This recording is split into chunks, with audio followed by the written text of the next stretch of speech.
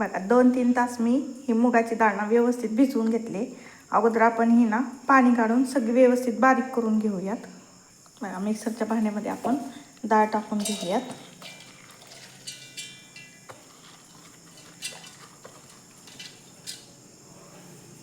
तर याच्यामध्येच 2-3 मिरच्या आणि थोडंसं अद्रक टाकून घेतले. आता हे बारीक करून घेऊयात.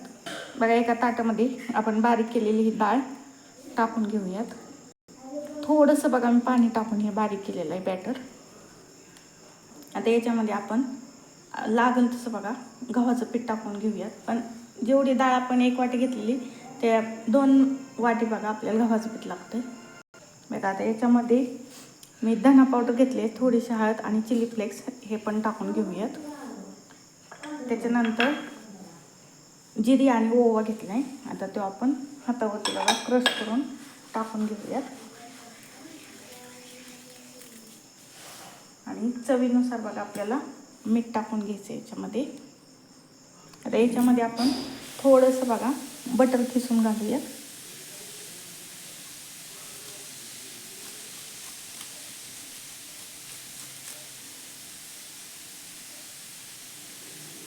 बघा आता हे आपल्या व्यवस्थित पीठ मळून घ्यायचे.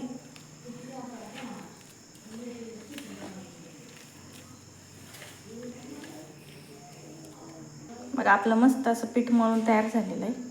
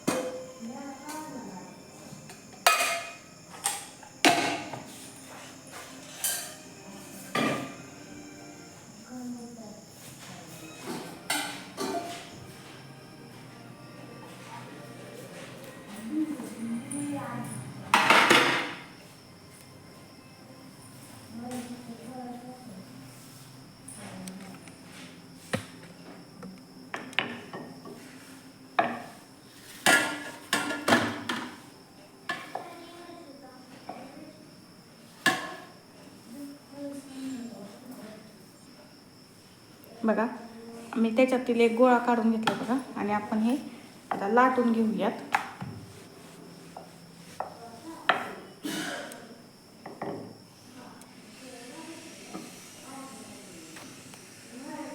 मग आपण याच्यावरून आता ना थोडेसे तीळ लावूयात बघा दोन्ही साईडून.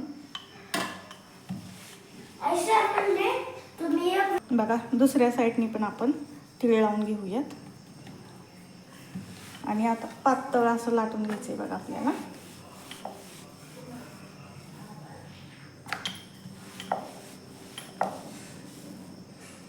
बघा अशा प्रकारे लाटून घेतलेलं आहे. आता आपण हे कट करून घेऊयात. बघा तुम्हाला जसा हवा आकार आहे ना तसं तुम्ही कट करू शकता. बघा मी कट करून घेतले. आता अशा प्रकारे बघायला टोचा मारून घ्यायच्या. तर लहान मुलांना बाहेरचं देण्यापेक्षा असं काहीतरी पौष्टिक दिलेलं ना खूप छान राहते. बघा अशा प्रकारे. बघा इथं मी तेल गरम करून घेतले. आता याच्यामध्ये आपण हे सोडून घेऊयात बघा.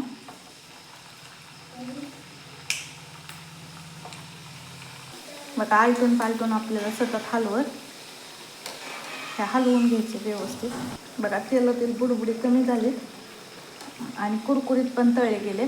तर आपण काढून घेऊयात. बघा आता हे बघा मस्त असा आपला हा चहा बरोबर किंवा मधल्या वेळेत बघा भूक थोडी लागली तर मुलांसाठी पण खूप छान आहे. तर अशा पद्धतीने तुम्ही पण हे मुगाचा असा पौष्टिक पदार्थ नक्की ट्राय करा. चला तर मग धन्यवाद.